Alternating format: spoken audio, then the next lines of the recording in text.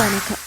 இரவு நேர பிரதான செய்திகளின் ஊடாக நர்மதா சிறையில் முதலில் தலைப்புச் செய்திகள். பெற்றோர் ஆசிரியர்களுக்கு பிரதமர் கருணியின் வேண்டுகோள். கல்முனை வைத்தியசாலை ஆடை சர்ச்சை பாராளுமன்றத்தில் சுகாதார அமைச்சர் நலிந்த ஜேதிசவின் விளக்கம். அமெரிக்காவிற்கு மேலும் ஒரு தோல்வி, ட்ரம்பிற்கு பகிரங்க எச்சரிக்கை. இனி விரிவான செய்திகள். குழந்தைகளை ஓய்வெடுக்கவும் தங்களது பாடசாலை விடுமுறைகளை மகிழ்ச்சியாக கழிக்கவும் போதுமான நேரத்தை வழங்குமாறு பிரதமர் கருணி அமரசூரிய பெற்றோர்களையும் ஆசிரியர்களையும் கேட்டுக்கொண்டுள்ளார். நாடாளுமன்றத்தில் உரையாற்றிய அவர் குழந்தைகளின் மனநலத்தின் முக்கியத்துவத்தை வலியுறுத்தியதோடு விடுமுறை நாட்களில் அவர்கள் மீது அதிகப்படியான கல்வி சார்ந்த கோரிக்கைகளை வைப்பதற்கு எதிராகவும் எச்சரித்தார். குழந்தைகள் பாதுகாப்பு, கல்வி சீர்திருத்தங்கள், பள்ளி போக்குவரத்து பாதுகாப்பு மற்றும் மாணவர்களுக்கான உளவியல் சமூக ஆதரவு ஆகியவற்றில் அரசாங்கம் மேற்கொண்டு வரும் நடவடிக்கைகளையும் பிரதமர் எடுத்துரைத்தார். கல்முனை வடக்கு ஆதார வைத்தியசாலை ஆடை சர்ச்சை தொடர்பில் சுகாதார அமைச்சர் நலிந்த ஜேதிச நாடாளுமன்றில் தெளிவுபடுத்தினார்.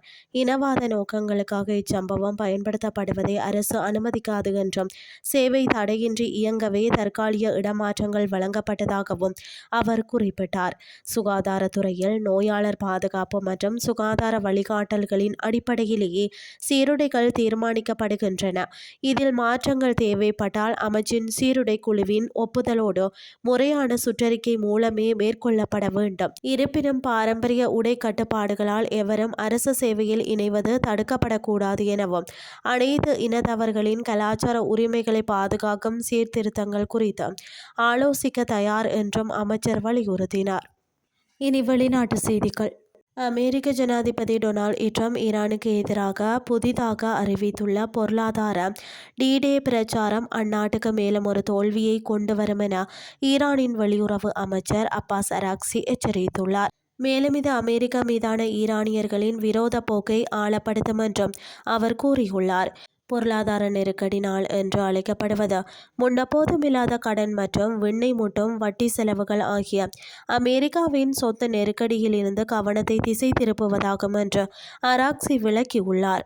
மேலும் தோல்வியடைந்த கொள்கைகளை தொடர்வது தோல்வியையும் ஈரானியர்களின் பகைமையையும் மட்டுமே கொண்டு வரும் என்றும் கூறிய அவர் அமெரிக்காவின் பொருளாதார பயங்கரவாதம் என்றும் அவர் குறிப்பிட்டது உலக பொருளாதாரத்திற்கும் உலகளாவிய இறையாண்மைக்கும் அச்சுறுத்தலாக உள்ளது என்று குறிப்பிட்டுள்ளார்.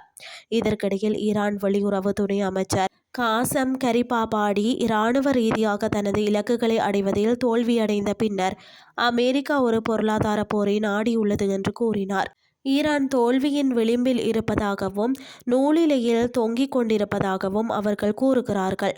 ஆனாலும் தங்களின் அனைத்து நட்பு நாடுகளிடமும் தங்களுக்கு உதவுமாறு கெஞ்சுகிறார்கள் என்றும் கரிபாபாடி தெரிவித்துள்ளார். செய்திகள் யாவும் நிறைவடைகின்றது. காலை 8:30